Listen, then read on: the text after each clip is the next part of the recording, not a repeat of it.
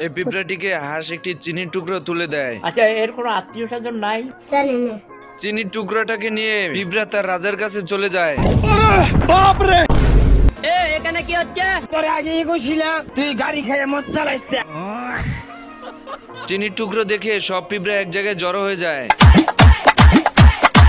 ঢোলের আওয়াজ পেয়ে সব পিঁপড়া এক জায়গায় জড়ো হয়ে হাঁসের বাড়ির দিকে রওনা হয়। এদিকে হাঁস পিঁপড়াকে চিনি দিয়ে চিন্তায় পড়ে যায়, কারণ পিঁপড়া তার দলবল সহকারে হাঁসের বাড়িতে চিনি নেওয়ার জন্য চলে আসবে।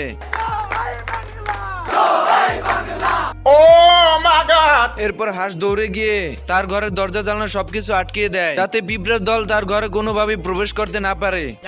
এরপর সব দরজা জানালা আটকিয়ে খাবার দাবার লুকিয়ে জানালার সামনে চলে আসে বাইরে পিঁপড়া আছে কিনা তা দেখার জন্য। বন্ধুরা, ভিডিওটি ভালো লাগলে অবশ্যই লাইক কমেন্ট শেয়ার করে দিও, আর পার্ট 2 দেখতে অবশ্যই কমেন্ট বক্সে জানাবে।